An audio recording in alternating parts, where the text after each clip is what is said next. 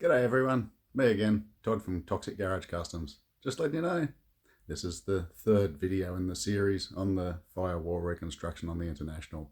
It's a bit of a task, goes on, as you'll see, but that's the builds. It's not as fast as it can sometimes be made out to look. So I hope you enjoy it, I hope you learn a thing or two, so get into it. Got the panel back off. Set my template on there, got it orientated the right way so the front is at the front and the back is at the back, just in case it makes a difference, which it shouldn't, but hey, doesn't hurt to do it. The stuff that I marked out from the Firewall, when it was clickoed in, is still there, and I just put the bottom left hand spot there. So I'm going to go through, center punch for the studs, and then I'll draw those out, and then the center, where the booster goes through, where the push rod goes through. I'm not going to drill the hole out yet. I'm going to find the center. I'm going to put a pilot hole, but I'm not actually going to drill the hole out. The reason being is that when I weld it, I think that if I have the hole there, it might be inclined to distort a bit. So if I leave the body of it there and then finish drilling it out once it's welded in, then I should end up with less distortion. That's my plan. I'm also going to make a second piece that's going to be about the same size as the template, maybe a little bit bigger. I'm going to make it out of thicker steel, whatever I've got lying around. I might have some 2.5, 3 mil, something like that. And I'm going to put it on the back. I'll drill all the same holes through it, and I'm just going to spot weld it in place so that it really gives some strength to the back of where that booster goes, and that'll give me something to attach other bracing and so on onto, so that my bracing isn't attached just to 1.2 mil sheet metal. It's attached to a plate that is attached to 1.2 mil sheet metal. So it should spread the load and stop it from ripping. So I'll do that now before I get it all welded in. It'll help it not distort as much. It'll be in place and it'll give me strength later. Now I need to find the center of that circle, and I could wing it. But I'm going to show you a very simple method of doing this, and it requires grabbing your kid's geometry set. So I'm going to do something, and then I'll explain to you what I've done. First thing I've done is just put a straight line through any point. Now I've just set my compass to any distance, but I've got it right on the edge of my circle, and I'm just creating a little arc at the top there. Now I'm going to move over to the other side of my circle and put the point exactly on the line, and doing another line there. So what I've created is two intersecting lines at the top. I'm going to use exactly the same points, do it down the bottom. So again, I'm going over to this point over here, that point there. I'm going to cross that through like that. So now what I have is, all I did was I drew a straight line anywhere, and then from this point here, the circle, not the cardboard, where I drew my circle, from there I put the compass there, and I marked out an arc up there, and then I've marked out an arc down there. Went over to the other side and I marked an arc there, and I marked an arc there. Now what I'm going to do is join those points up. So I've got my ruler on the arc at the top, the joining arcs at the top and the bottom. I just drew a straight line straight through the middle. Now I haven't yet found my center. Now I'm going to use those points. Now where that straight line that I joined those two intersecting arcs up from, that's where I've got my point now. And I've scribed an arc on this side, and I've gone around here and I've scribed an arc on that side. Now the line going across ways, that's nothing now. That was just there in the first place as a starting point for the first marks. Random spot anywhere I want. Now I've moved down to the bottom point, cross over there, cross over there. So again, that's not supposed to line up with my first line, because my first line was nothing in particular. But now, when I line this arc up, I was pretty close to the center, I will say. When I get this and this, I've got it right on that arc there, crossovers of arcs. Where I draw my line through here, where it is at 90mm as it shows, that will be the dead center of my circle. So where that line crosses over, it's a little bit hard to show you, but it's this lower point here, where right there, where are we? Right there, that is the dead center of my circle. Now I can drill my pilot hole, and when I go to use my hole saw, that will be the spot. We will check it before drilling it, but I'll mark it and we'll show you that point there. Now what I'm going to do, I'm actually going to set my compass to this circle, the radius of this circle, and I can run it around from that point and check if it falls into the right spot. So what I've done, I've set my compass to the dot where I was, out to the outside, and that is the radius of the circle. So now if I go around, I'm not drawing this at the moment, but if I go around, you can see that I'm finding the edges of the circle, which tells me that I must be right in the middle of it. That's finding the center of any circle with bisecting arcs. So I've overlaid the piece that I had cut out of the firewall over my template, over the holes that I've drilled, and I think it looks pretty much spot on. So that's what we've got. It's the larger holes, which were the latter ones that I did, so these ones. So I've actually decided I am going to cut out this hole because I want to make sure that it slips over the booster before I go welding it in. Easier to do it now than to do it while it's in the firewall.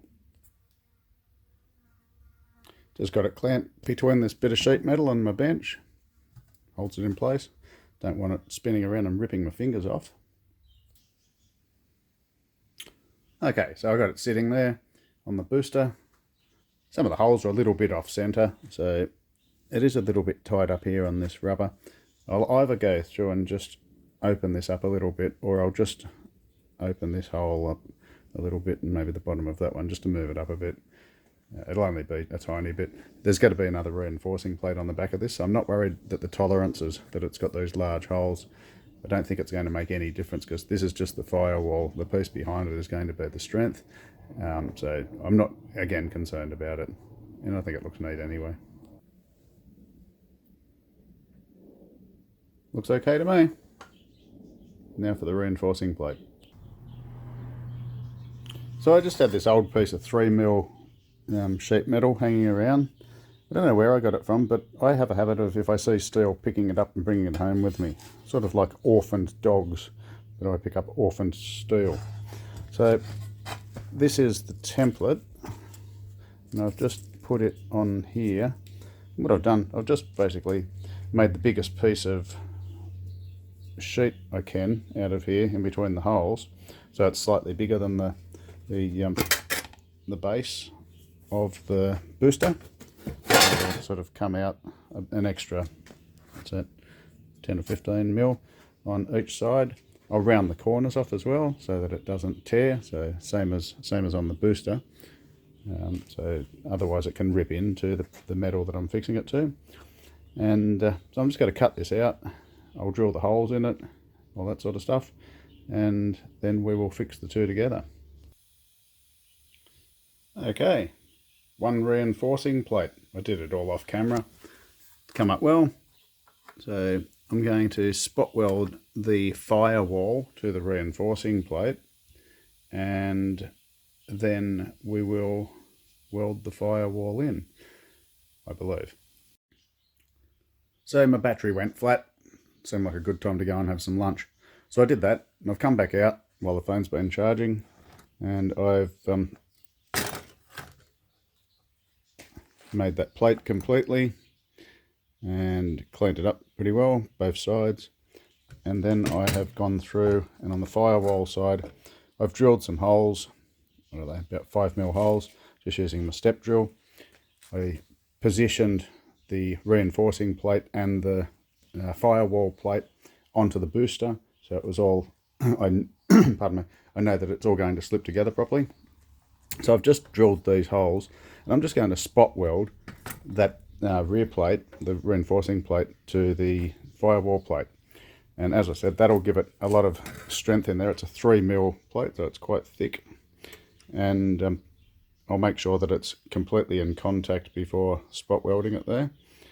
Plug welding it, spot welding it. And then that will give me a really solid base for the booster to mount to, but also I'm going to build structure off the back of that once I go to put in the steering column and the pedals and so on. So it will give me a support point at the firewall. So what I'm going to do now is I'm going to weld that on. Now, just a quick plug. This is not an endorsement. It's just, I love this welder.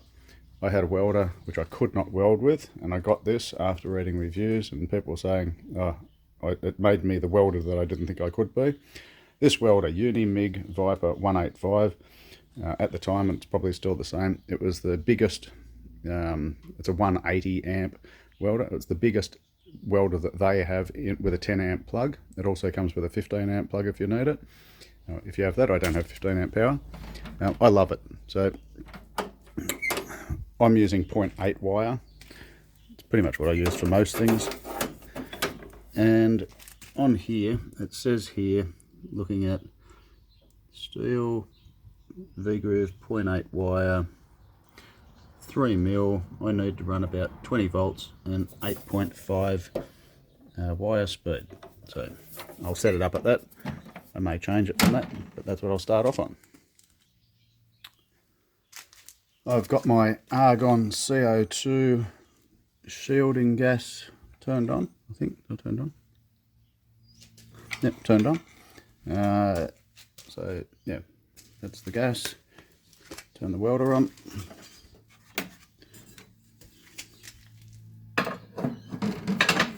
She cranks up. I think we said 20 amps, 8.5, whatever I was welding last time. Must have been similar size. Can't remember what that was. So I'm just going to get my earth on there, and I will go through and I will weld these.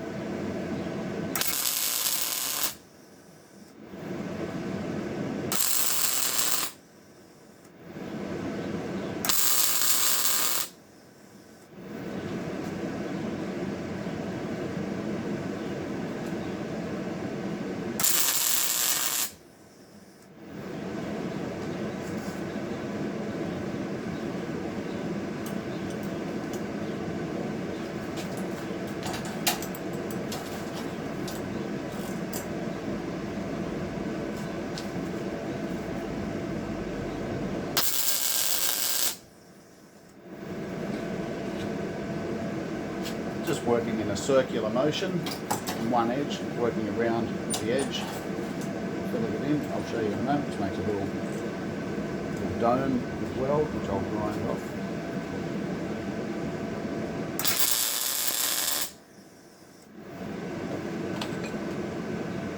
The important thing is that making sure the two surfaces are clamped well together so that it's a nice tight joint.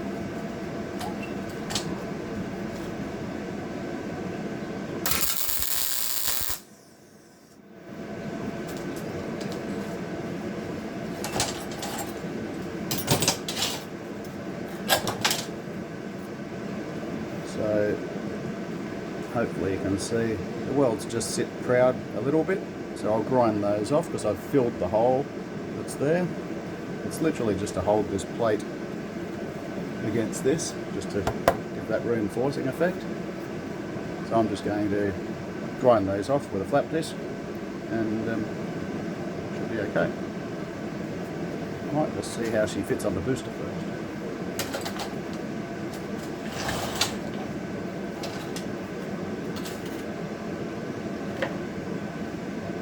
It's good to me.